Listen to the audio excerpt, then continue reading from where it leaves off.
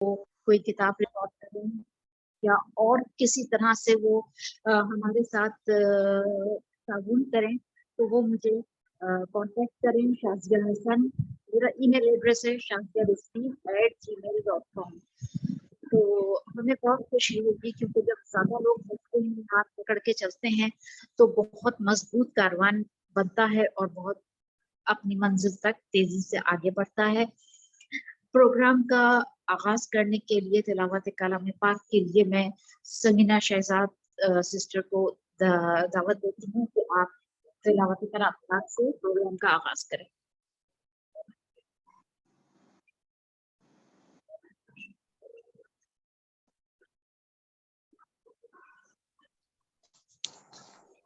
أعوذ بالله من الشيطان الرجيم.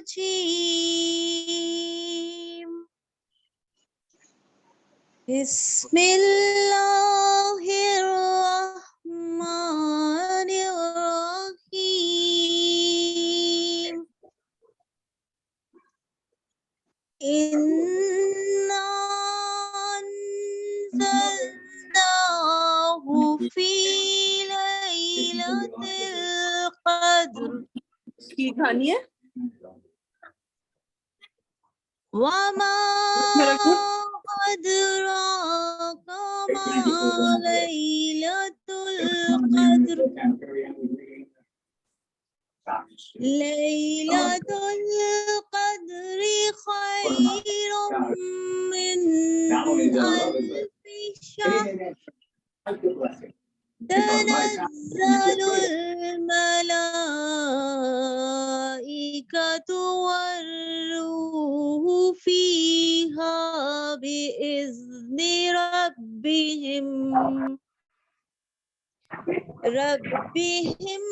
من كل أمر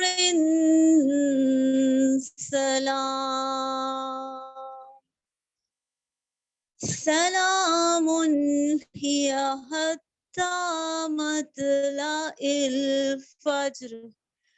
صدق الله العلي العظيم. جزاک اللہ. اب میں سلام بی بی کی خدمت میں پیش کرنے کے لیے دعوت دوں گی اپنی خواہر ارم رضا کو.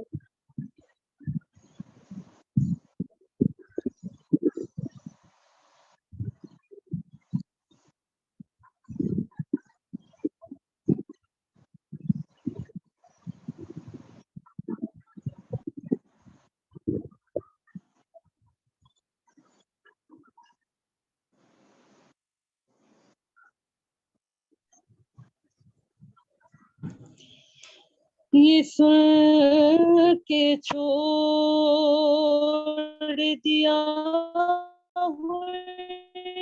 نے شام کا لشکر کھلا یہ سورہ توبہ کا ترجمہ مجھ پر ہر ایک سچی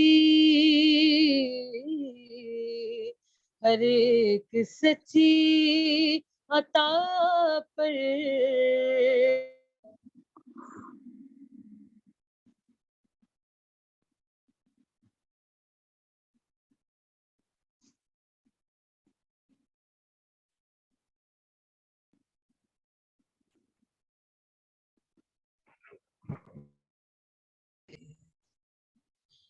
رہی خلق میں ان آنکھوں نے کیا کیا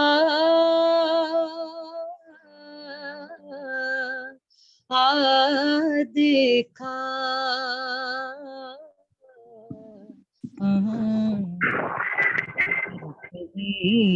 سب تے پیامبر سا ناقا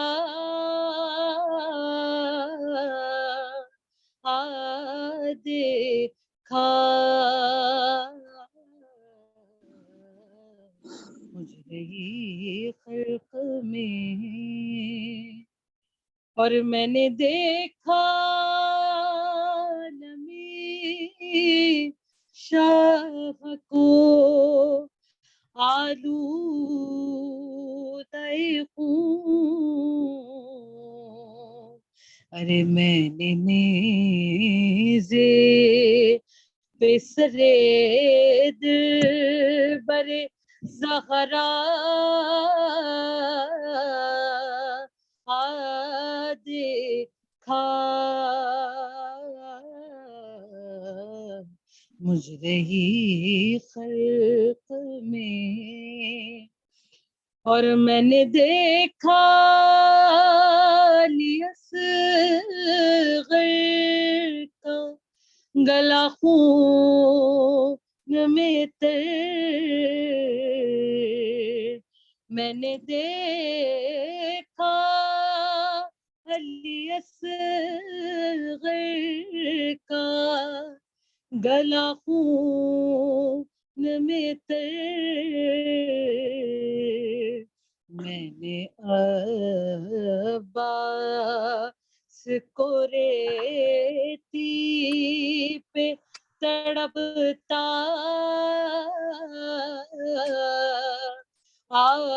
देखा, और कहीं ते पैगंबर सा ना देखा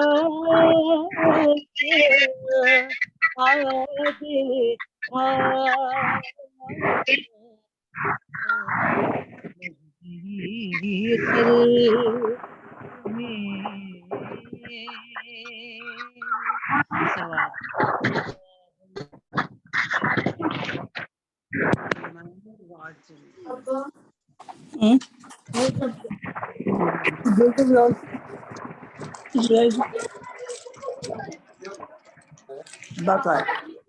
اللهم صل على محمد وآل محمد وجل فرجهم.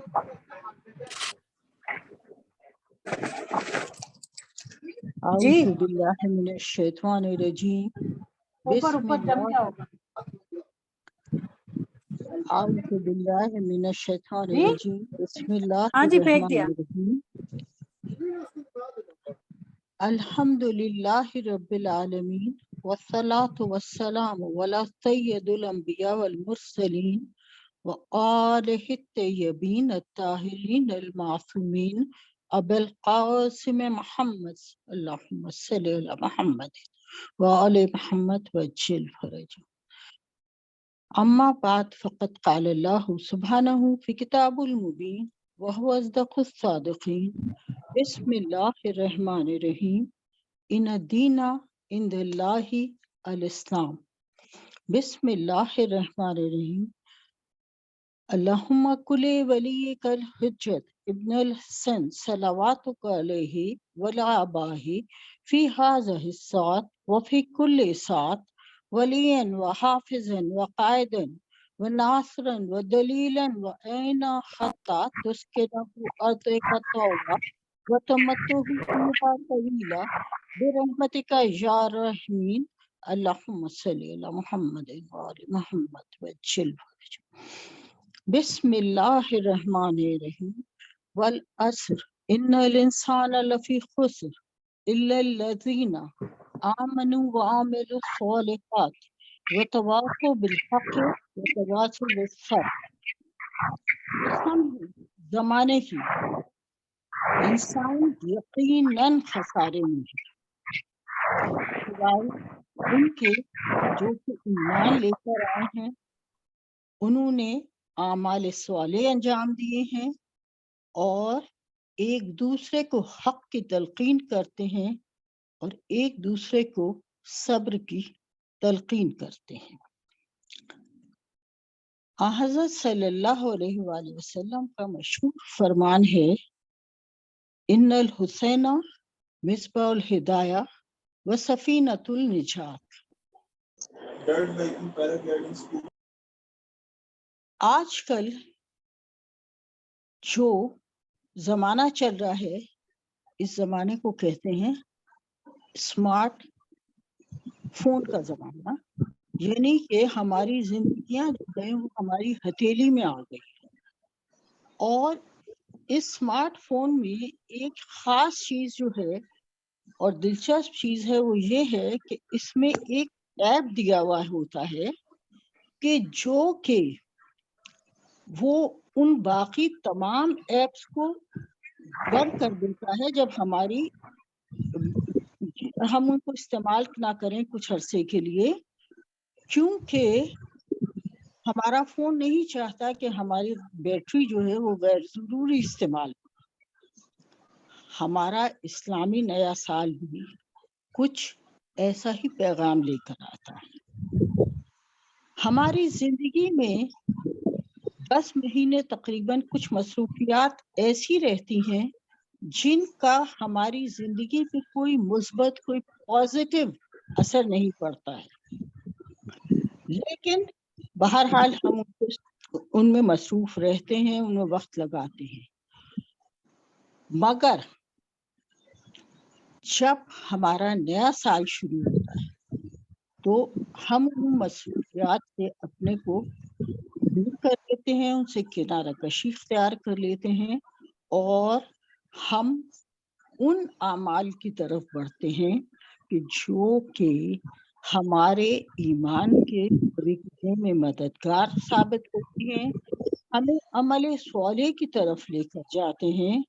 और ये वो अमाल हैं कि जिसमें न सिर्फ हम खुद ये काम कर रहे होते हैं बल्कि हम एक दूसरे को भी इस तरफ बुला रहे होते हैं और एक दूसरे से कह रहे होते हैं कि देखो, बेशक ईमान के कवी करने में, ईमान को अपने मजबूत करने में और अमल सोहले के अंजाम दही में रास्ते में बहुत रुकावटें आएंगी, लेकिन हमें सब्र से इन सब का मुकाबला भी करना है और अपने कदम को आगे भी बढ़ाना।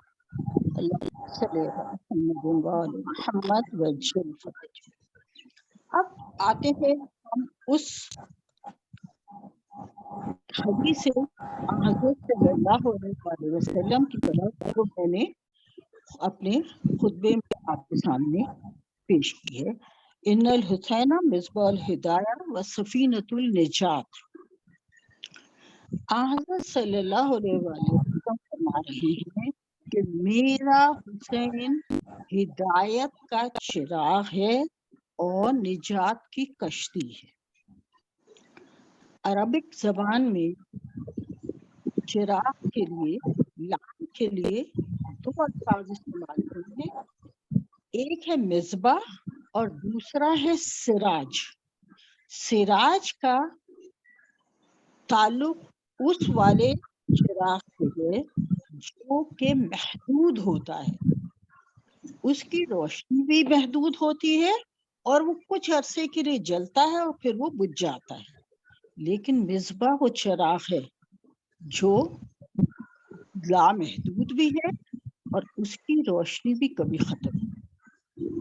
मेरे आका, मेरे मजलूम आका वो चिराग हैं कि जिनमें महदूदियत भी नहीं है और उनकी रोशनी कभी खत्म भी नहीं होने वाली।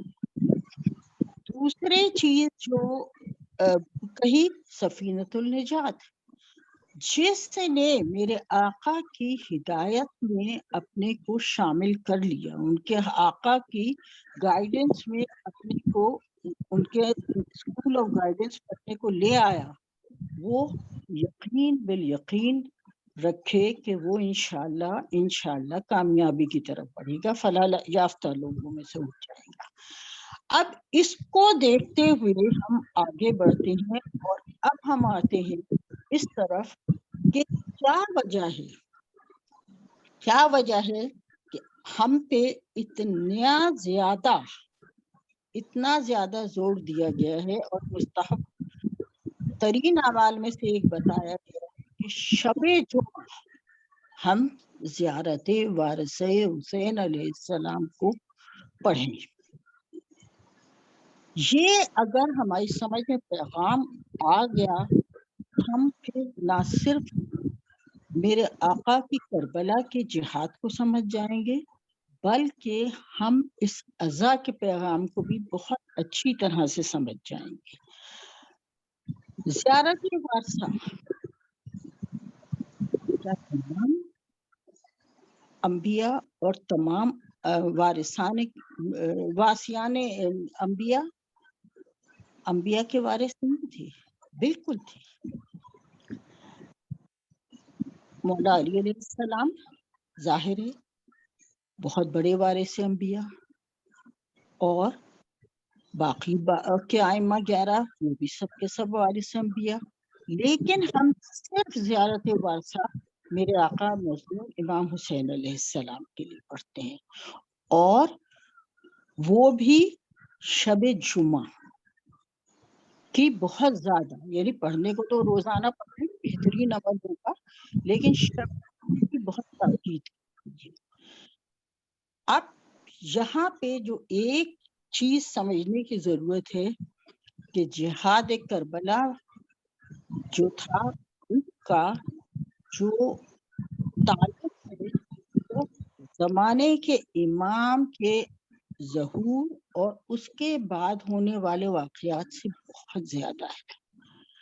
شب جمعہ کا تعلق میرے آقا امام وقت جل اللہ تعالیٰ شریف سے ہے۔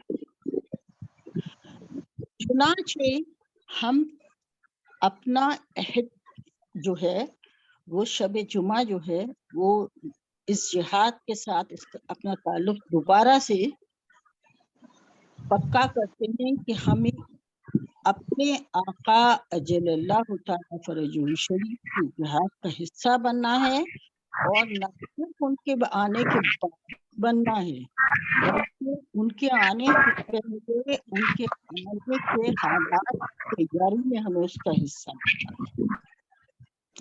اس کے لیے ایک بہت ہی بہترین جملہ آیت اللہ بہجت فرمایا کرتے تھے۔ آیت اللہ بہجت کہتے تھے کہ جب آپ مجلس حسین میں جائیں کبھی بھی یہ مت کہیے کہ میں مجلس حسین میں جا رہی ہوں، بلکہ ہمیشہ یہ کہیں کہ میں کربلا جا رہی ہوں۔ کیا مطلب کربلا جا رہی ہوں؟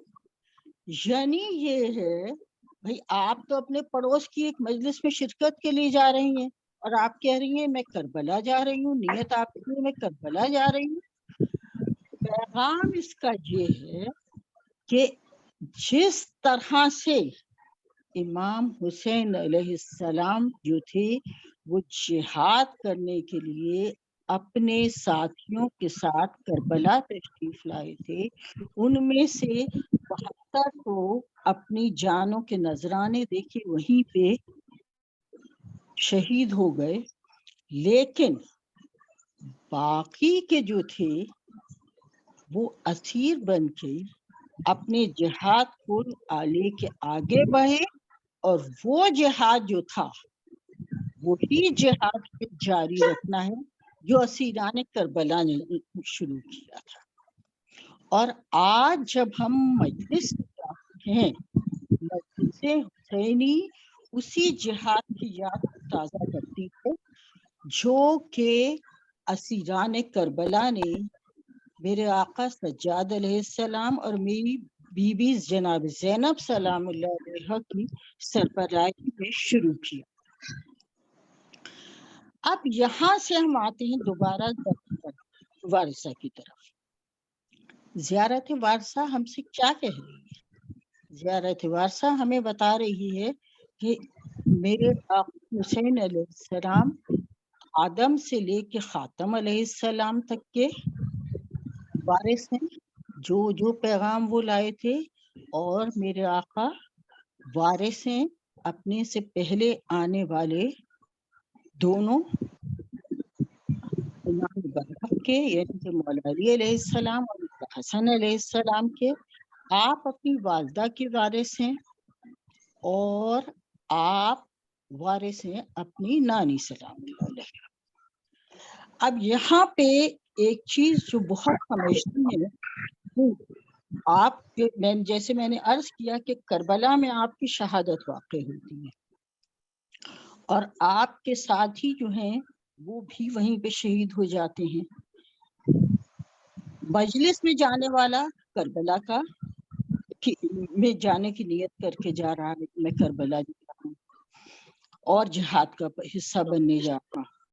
تو مجلس میں آنے والا اس وراثت کو آج تک آگے بڑھا رہا ہے جو کہ آدم علیہ السلام سے شروع ہو کے اور آج تک چلتی چلی آ رہی ہے اور روز قیامت تک چلتی چلی جائے گی.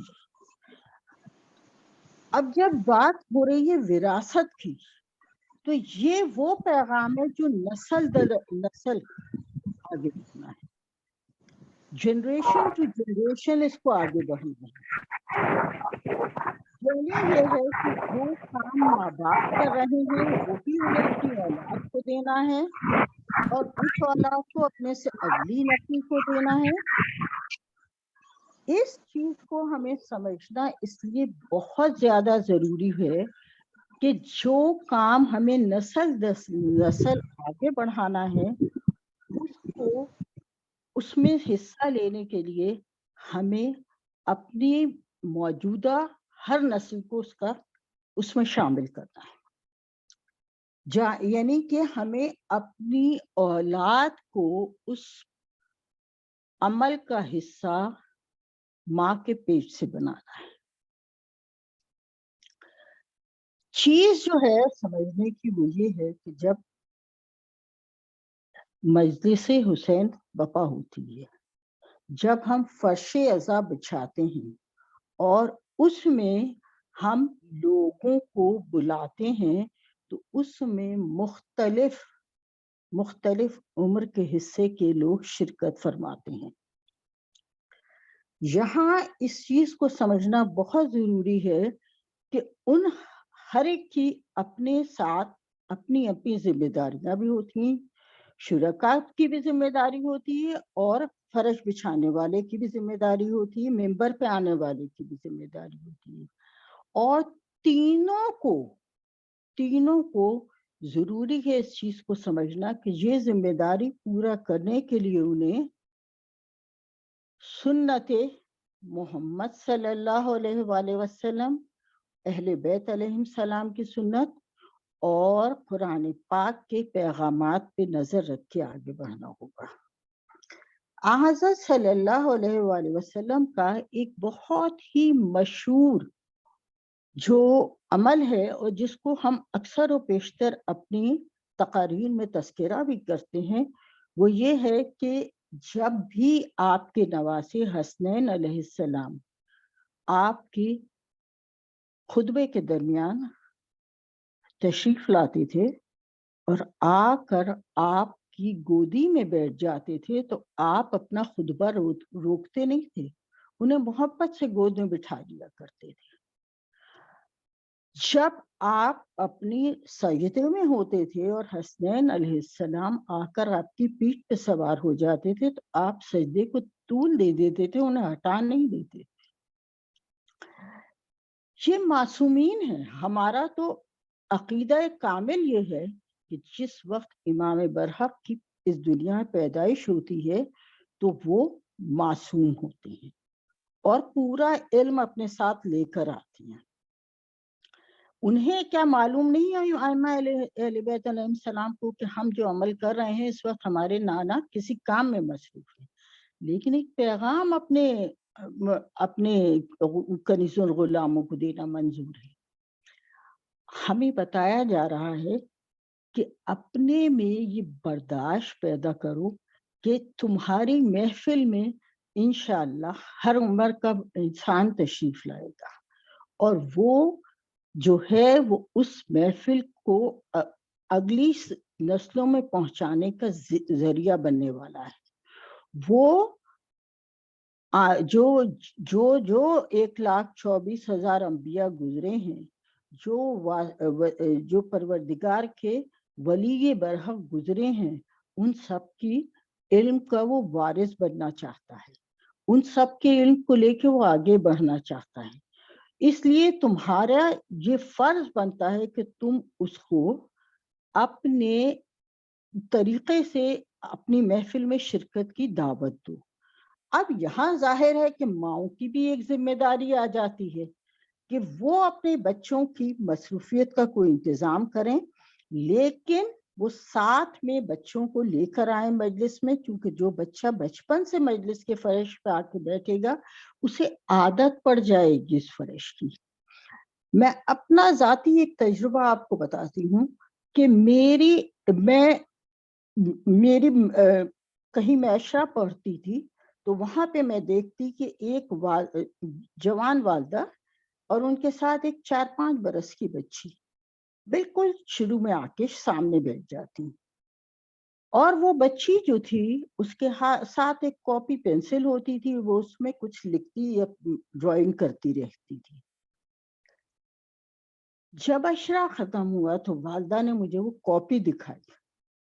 اس کاپی میں اس چھوٹی سی بچی نے جو کچھ اس کی سمجھ میں اس مجلس میں آیا تھا اس کو اپنے طریقے سے ان خیالات کو ڈرائنگ کی شکل میں اس نے ہمارے لیے پیش کیا تھا۔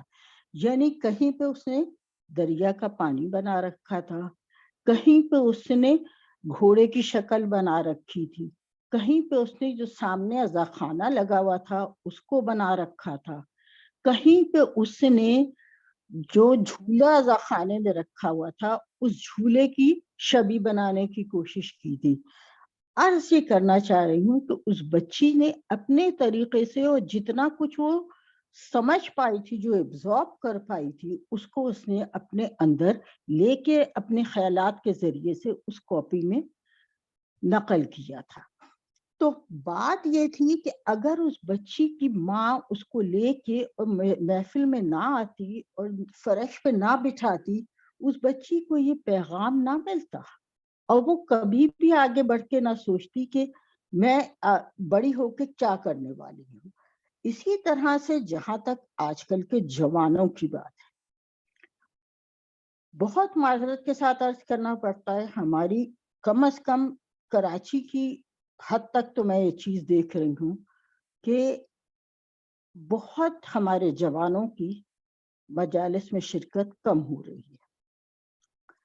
اس کا ایک جو بہت بڑا وجہ ہے جو میں نے ان سے پوچھا اور جس پہ ان کا جواب یہ ہوتا ہے کہ ہمارے لیے زبان کو سمجھنا بڑا مشکل ہوتا ہے۔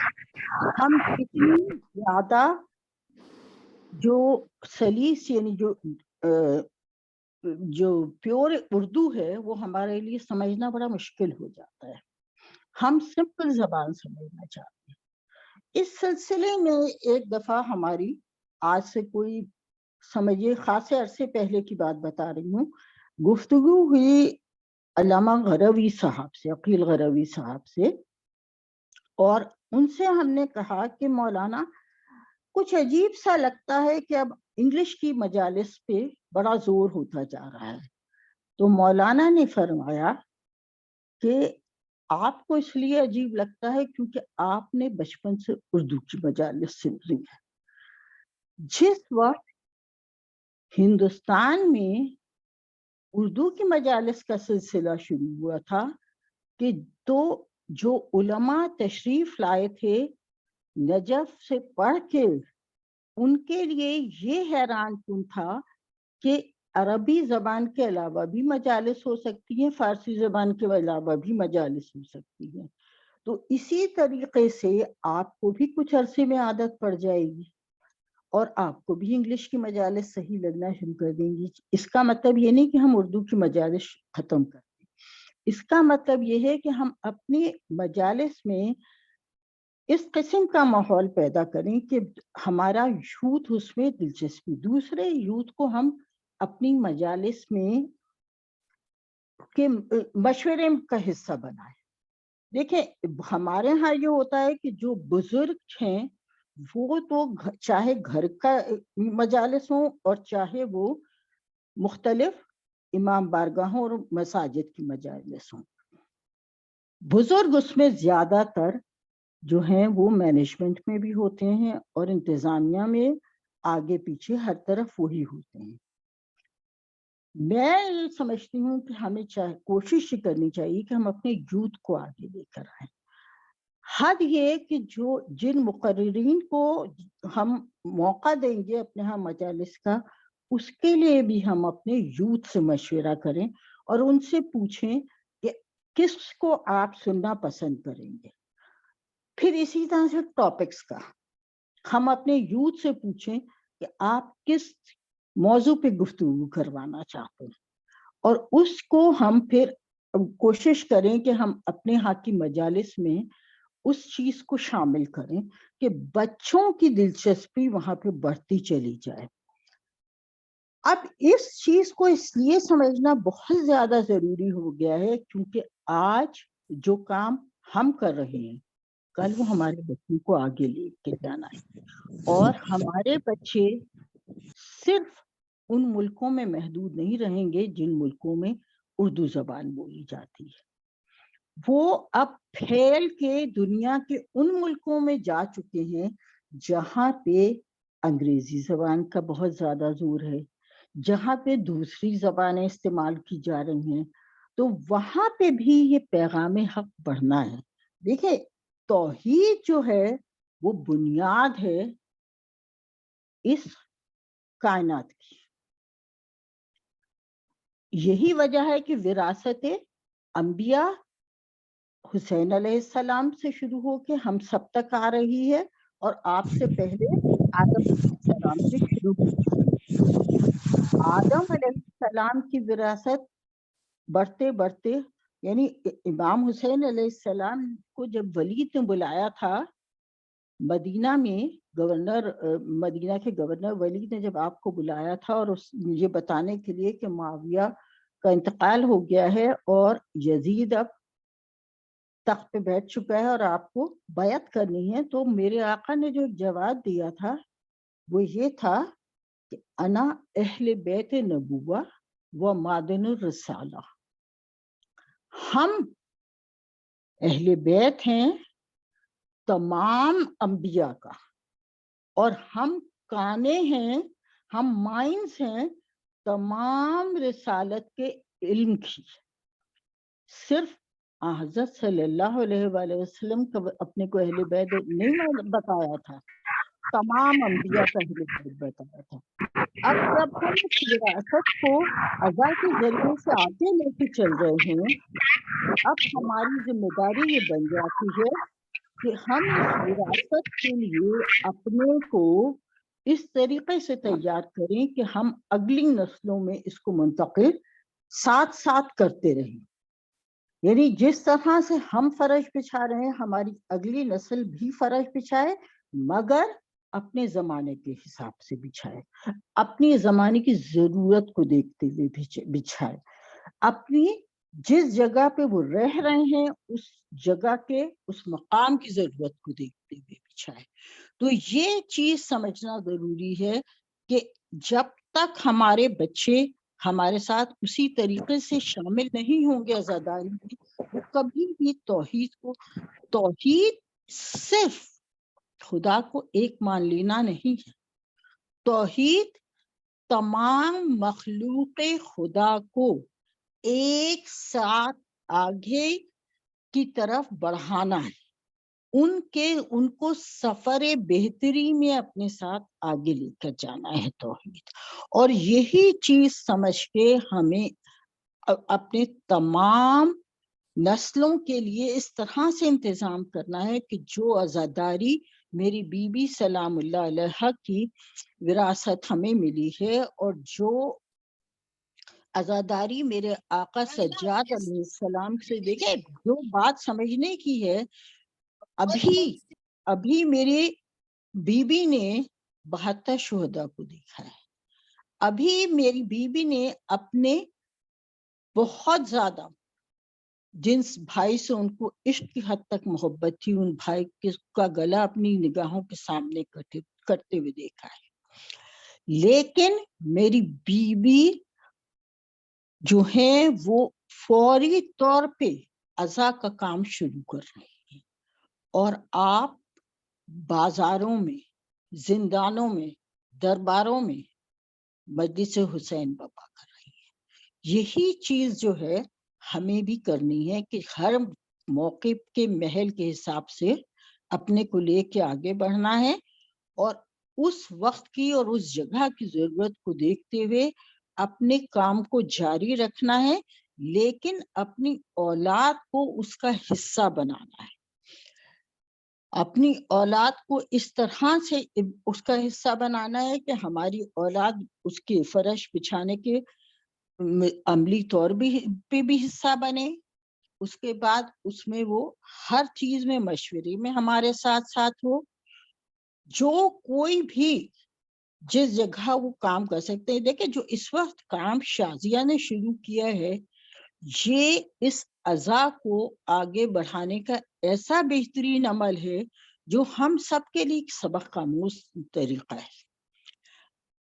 ابھی ماہ محرم کی آمد ہے کہ یہ شازیہ نے پروگرام اور سیمی نے یہ پروگرام ہم سب کے لیے ارینج کیا ہے تاکہ ہم اپنے ضمیر کو جگائیں اور اس چیز کے لیے تیار کریں کہ ہمیں کس طریقے سے اس عزا کو نہ صرف اپنے لیے بڑھانا ہے بلکہ ہمیں اپنی اولاد کو اس میں شامل کرنا ہے، اپنی اگلی نسلوں کو ساتھ لے کے چلنا ہے اور ہمیں ان معصوم بچوں کو جو آج ماں کی گود میں ہے کل کے لیے تیار کرنا ہے کہ وہ اس عصا کے وارث بننے والے ہیں. تو یہ چیز جو ہے ہمارے لیے اتنی بڑی اس وقت یاد دہانی کا ذریعہ بنی ہے اور یہی چیز اصل میں توحید ہے، یہی چیز اصل میں وحدانیت ہے.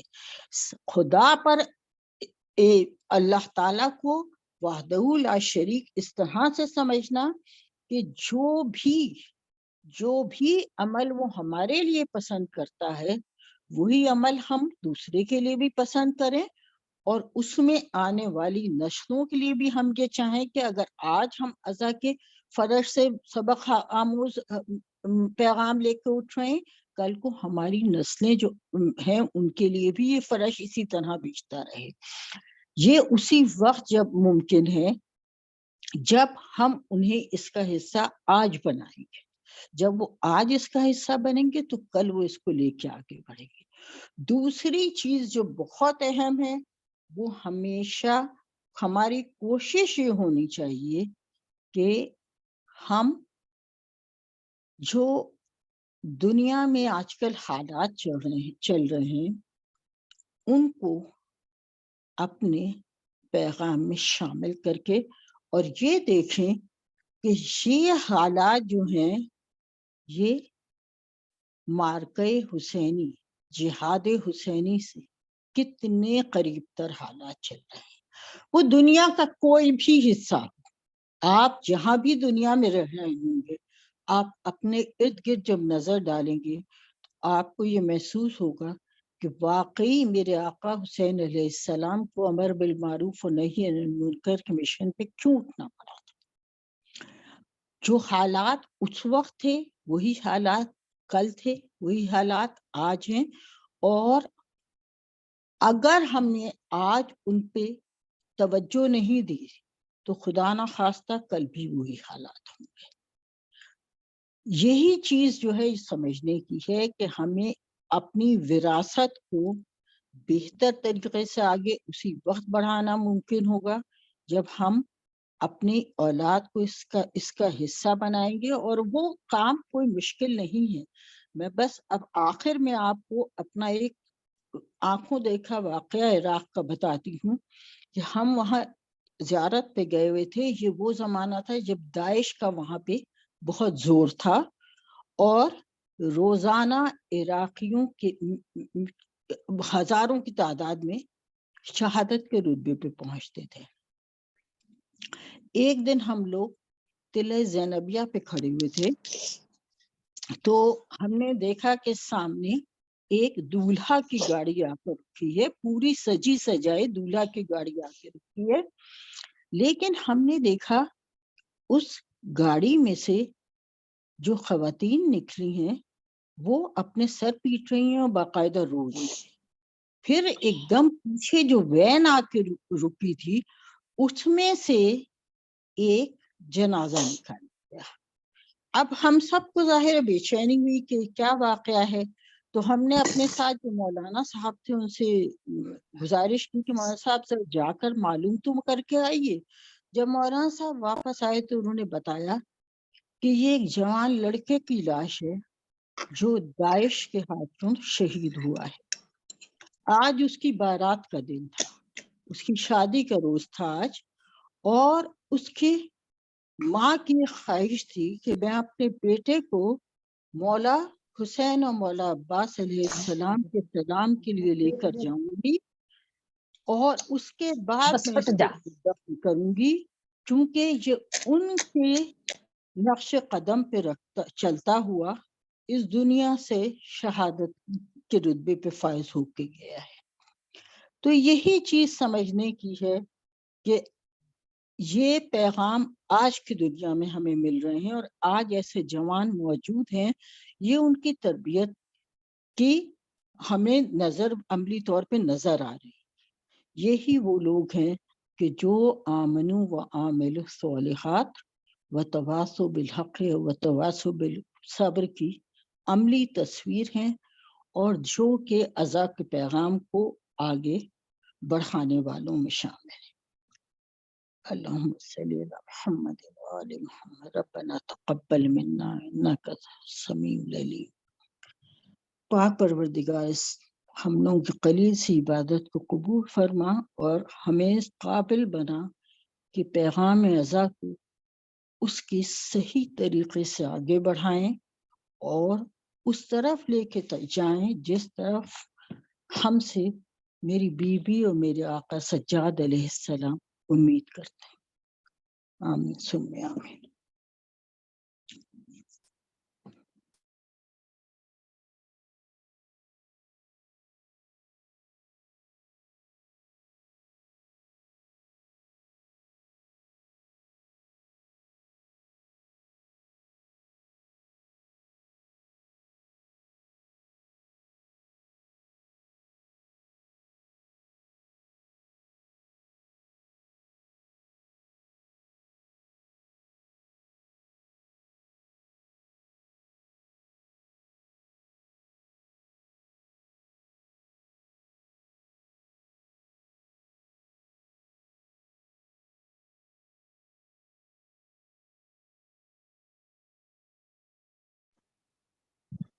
अब मैं ख्वार समीना शहबाज से चाहूंगी कि आप दुआ इमाम ज़माना पढ़ा के ज़ियारत पढ़ा दें और कल इंशाल्लाह इसी वक्त पे वक्त की पाबंदी के साथ तमाम बहनें शामिल होंगी और हम दस्तरखान से इस्तेफादा करेंगे जो हमारी सिस्टर रुखसाना गोहर बिछाएंगी।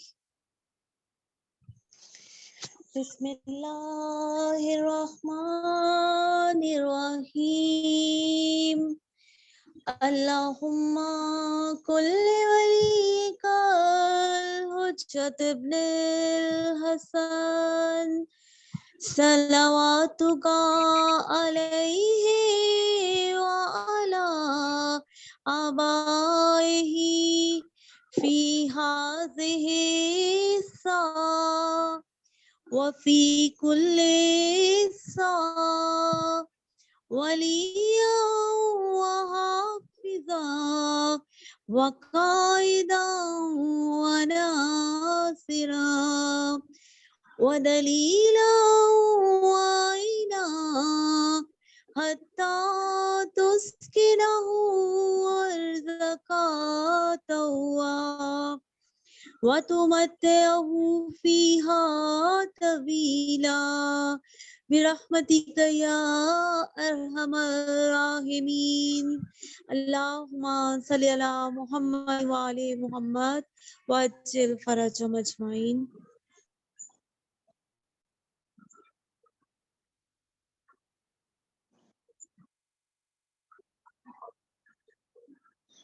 अल्लाहुम्मा सल्ली अला मुहम्मद व आलि मुहम्मद व अज्जिल फरजहम अजमईन। अस्सलामु अलैका या साहिब असर व ज़मान।